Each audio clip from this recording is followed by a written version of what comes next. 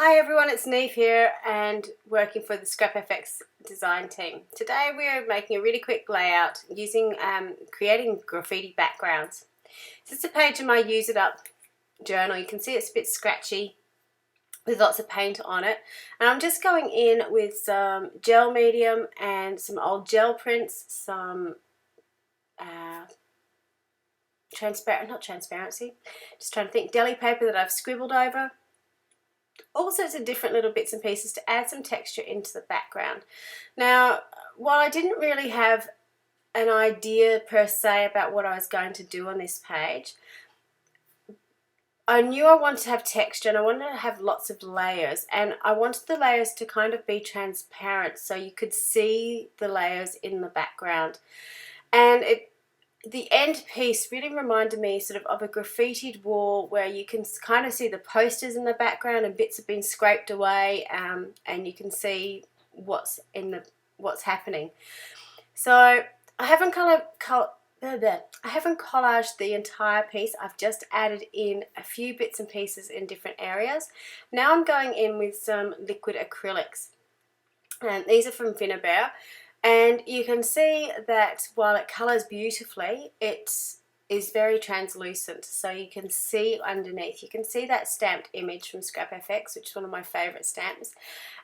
You can see all the mark making in the background. You can see the paint that's been scrubbed on the page when it first began.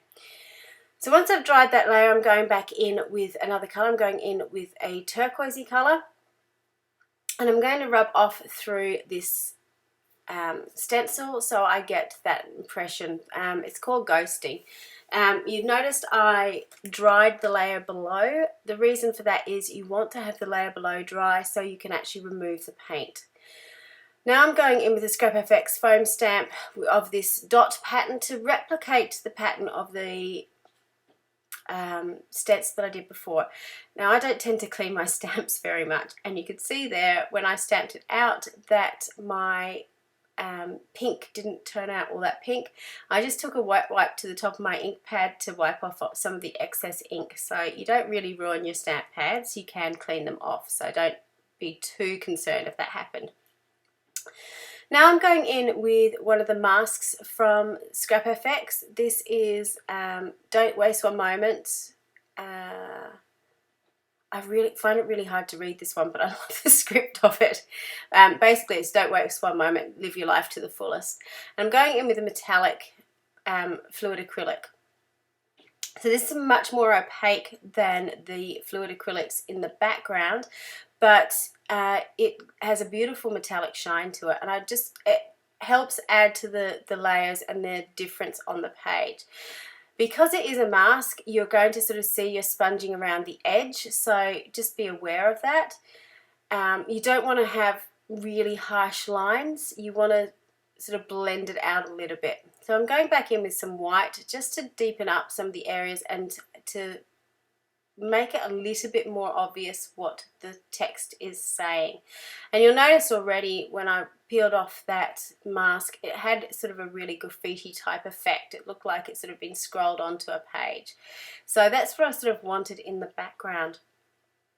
So I'm just drying off that layer now too.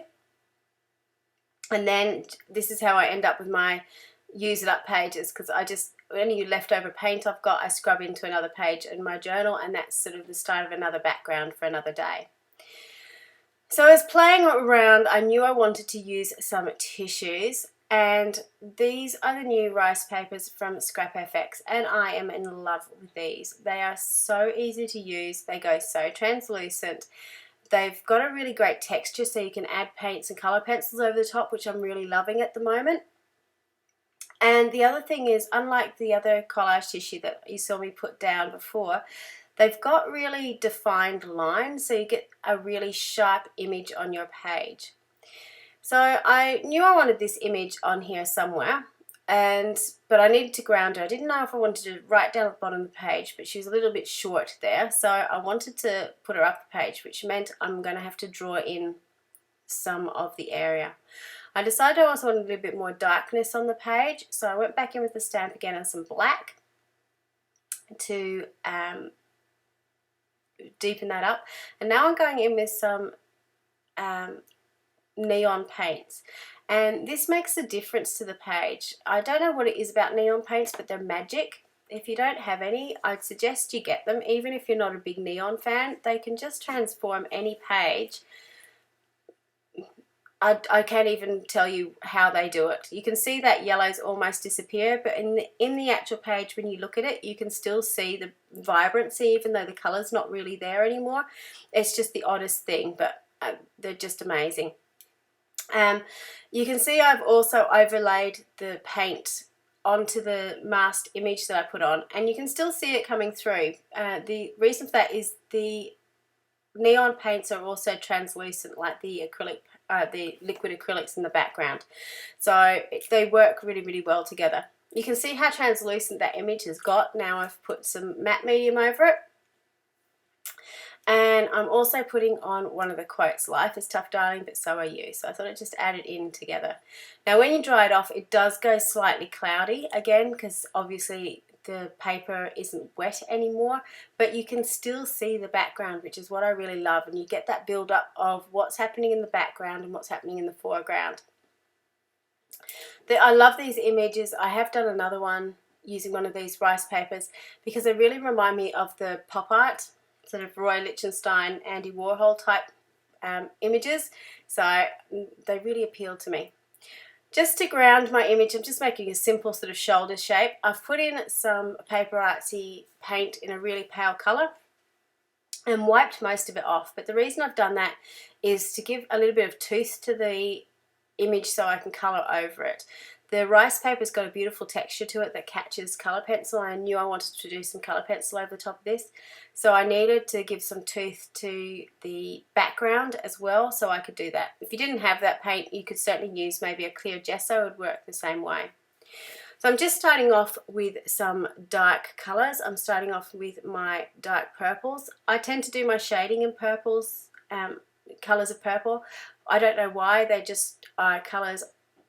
I don't use purple very often, but for shading I do. They're the ones I sort of go to, and then I'm going in with some pink. So it looks rather abstract and rather strong, but it stands out from the background. However, the colour pencils themselves are kind of translucent as well. While I'm colouring in, you can still kind of see the background peeping through, which is really important. It sort of ties the whole page together and gives those layers that you really want.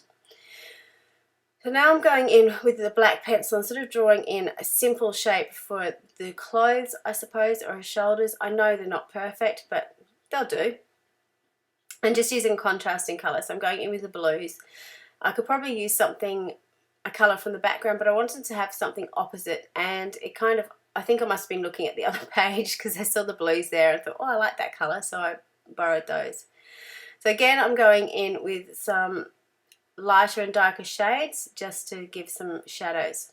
And finally, I'm going in and doing her eyes, and then I will do her hair. Oh, and her lips. I forgot about her lips. So again, just sort of going in with the lighter colour first and then going back in with a darker colour to put the shadows in. And because you have got those large areas of shadow in the image anyway, you really don't need to do much to add to this. You could certainly do this with paint or with watercolours as well. It would work the same. I'd try watercolours, actually, before I say that, with a sample piece first, because although you've sealed the paper with matte medium, you may find if it hasn't been sealed completely, the water colours may go into the fibre of the paper and spread somewhat. So just be aware of that. So this is a close-up of the final page. You can see those beautiful layers in the background that give sort of a really graffiti style, that peeled paint, peeled poster thing. And I just really love the grungy nature of it. Thank you so much for watching, and until next time, bye for now.